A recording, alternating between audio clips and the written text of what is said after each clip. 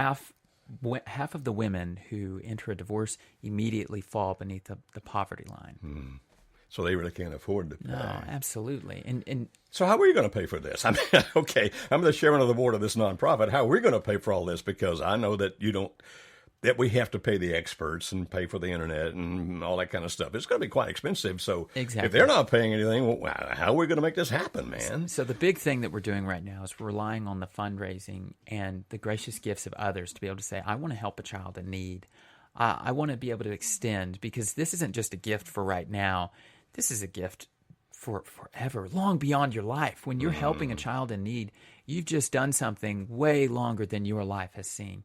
And it's something that is going to continue. And when you help one child, I mean, I want to stop and think back at the people who helped me, right? So they helped me at a young age. And here I am.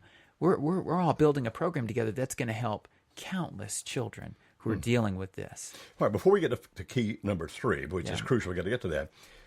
Do we have a web page or something right now that we can tell them that actually you know the address to? Exactly. It's whataboutme.org. So if you want to go out over there, you can check out what we've got going. Again, we're just getting the program going, but by all means, come. So there's something there that could tell them how, if they want to donate, they can. Yeah, absolutely. So if it's really, on your heart to want to help children and want to extend and help others, I would say go to www.whataboutme.org, and you'll see a button right on the right where you can donate and you can help these children. And because we are a 501c3 nonprofit, it's tax deductible. Oh, by the way, if you who are listening believe like we do that these kids need this, and you know people who are wealthy that would have a heart for this. Now, we would never go in to meet somebody and twist their arms. That's just not our methodology. We don't do that. But you can either write Justin or me or Kimberly Holmes, our CEO, or all of us. If you know people like that, we'll come talk to them, right? Absolutely. And including celebrities who, that if they were willing to lend their name to this without being paid, because it's going to be expensive enough already, like, oh, well, my best friend is blank, and he or she believes in this kind of thing. Contact us by, what's your email address? Sure. It's Justin, Justin, at whataboutme.org. That's simple enough. Really Justin simple. at whataboutme.org. And say, yeah, I want to introduce you to this famous person or this wealthy person, and let's set that up. And we'll do it because we've got to fund this, and we are adamant that we're not going to charge these children or their parents because a lot of them just can't pay for it. Exactly. Just can't. All right. What's key number 3? All right. So key number 3, we've gone through the first one where you're allowing communication even through the pain. Where key number 2 is you're building those bridges. So I'm going to build consistent communication. I'm going to find a way to communicate and show you love. Now, key number 3 right here is being present in the difficult moments, right? So you've allowed those times to communicate through the pain. You've opened those lines of communication. Now, when you open those lines, you have to know there's going to be difficult moments. There's going to be moments very soon where that child is going to test your love, right? And what does that mean? Okay, so, I'm a child. My dad has left. He's sending me notes. He's sending me text messages. And there's going to be a moment when I'm going to lose it. I'm going to do something. I'm going to send him a mean text message. I'm going to wreck a car. I'm going to throw a phone against the wall. I'm going to really test to say, do you really love me? Because I'm angry right now. Do you really love me? Can you love me in my anger? Can you love me when I withdraw? And they're waiting to see, because once they've been hurt, right? So why are they going to risk it?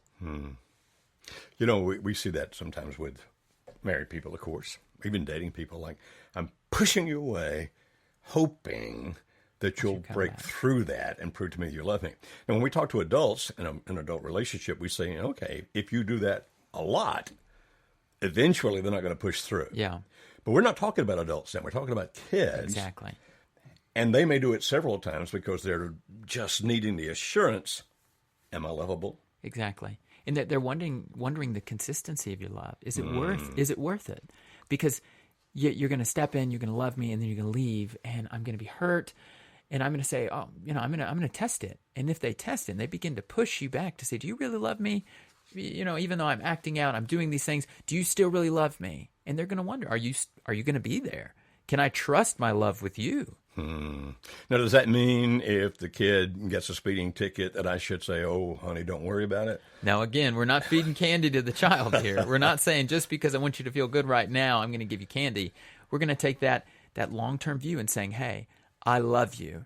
And because I love you, we're going to set some boundaries here. And they're going to test your love again. Well, so-and-so doesn't set, any boundaries for me, and I can do this over here. And they're going to play. They're going to be a child. They're going to play the parents against each other. They're born with that ability. Exactly.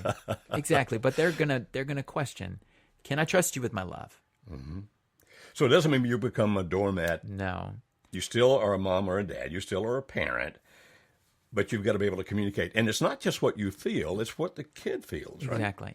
Exactly. It's what the kid is feeling, right? So the kid may be feeling this, they may be feeling anger, they may be feeling any random emotion, but you want them to be, one, feeling comfortable that they can share that vulnerability with you, but also that they know your love is consistent and your love will be there. And it doesn't just get up and go away. No matter what. Even if you tick me off. Exactly. I'm still your dad or your mom, and I'm going to be here for you. We may talk about it later, but understand that in the heat of the battle, I'm on your side. Exactly. And it's something that child is going to take not only right there with the parent, but they're going to emulate that, right? So even as they get older, they're going to carry it with them. And they're going to get to that point when they're with their spouse and they're beginning those relationships that they've seen modeled where they're going to begin to test love in that same format, right? Mm-hmm. So that's something as well. So the impacts that happen on a child, they will carry that with them. So some of this then is applicable to, like if I'm, of course, I'm happily married and will die happily married. Don't misunderstand. Yeah. I'm just giving an illustration.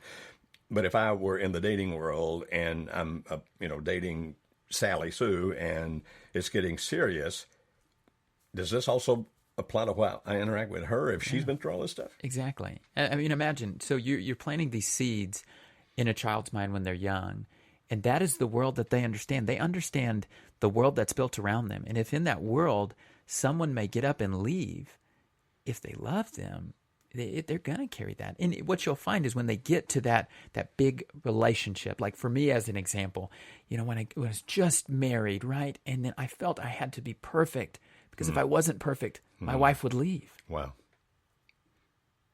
So if I'm married to a person that has this background, or I'm getting serious with a person with this background, what do I, as the spouse or potential future spouse, what do I do?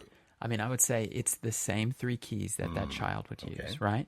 So I'm a potential spouse. I'm dealing with someone who has been through this, and you're going to see this cycle of effect where it is repeatedly happening to where now I'm an adult, I'm a child of divorce, but I'm in my marital relationship, and my wife has got to sit with me through the pain where I'm being angry and I'm lashing out about things, and she's able to stop and say, you know what, I'm here with you, I love you, right? So being in that place where we can communicate through the pain, and then building those bridges of love, like passing notes saying, hey, I love you, even though we got angry and things were heated, I love you. Sending little notes. But even if they're attacking you? Even if they're attacking you. So how would you do that? So essentially, again, it's that respect that you show for the person, being able to be vulnerable and share those emotions. But it's also being present at those difficult moments, not walking away to say, hey, and for my wife, it was, I'm not your mother. I'm not going to leave you. I'm not going to leave you. I love you, and we're going to work through this. Now, again, don't keep testing my love all the time there, but yeah, because it'll get in the long run with adults that pushes the other person away. But it's a matter of sometimes I shouldn't take it personal either, because what that person just said or did may not have anything to do with me at all. Exactly. It may be something that has happened even from when they're a child, and they're recognizing, as they're getting older and they're emulating what they've seen between their parents and that relationship, and they're saying, I'm acting like my dad. Oh my goodness, my wife's going to leave because my mom left my dad because he acted like that. And they're going back to that, almost that childlike mindset of how they understood love, because it is something that they're going to carry with them. Love is powerful. See, just the other day I was doing a thing on, as a matter of fact, every week I do a little spot on a nationally syndicated Christian music program called Keep the Faith. By the way, if you guys want to check that out, it's keepthefaith.com. And the female host of that program every week is about to get married. And so she was asking me, as a matter of fact, we were on the air, and she asked me, she said, so how do I make sure my previous relationships don't affect this? All right. My short answer was, learn from the past, don't live in the past. Well, what I'm realizing right now is that what I should have said in addition to that was, let me talk to him. Because if we were giving him the advice you just gave, That'd be the really important thing there, right? Exactly. And you're not separate from how you're raised. You're not different than the environment you're brought up in, right? That you're going to carry parts of that with you. And it's not saying that will define you. No. Because if it did, what's the point in helping and changing and learning? But it's acknowledging that and saying, I recognize that I am a child of divorce. I've dealt with my parents who have split up. I've dealt with these conceptions of love, but that does not define me. It is something that I need to learn from, yes, but it doesn't define how I view love forever. Okay. So Donna Cruz, if you're listening, the answer I gave you is good, but now listen to the stuff Justin said because it's better. Very good there. All right, so we're about to run out of time, young man, and what would you like to say before we end? And I want to ask you to say something really important because people at this point start saying, they're about done, I'm going to bail out. I want to make sure that they know that what you're about to say is going to be powerful.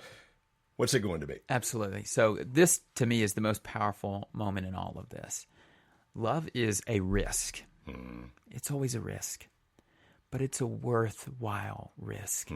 And this love that you're giving your child is going to go on farther than your life, way beyond you, and you want them to be filled with love, to experience the joy that comes with it.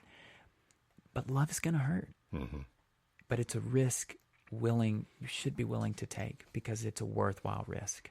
Awesome. That's very good.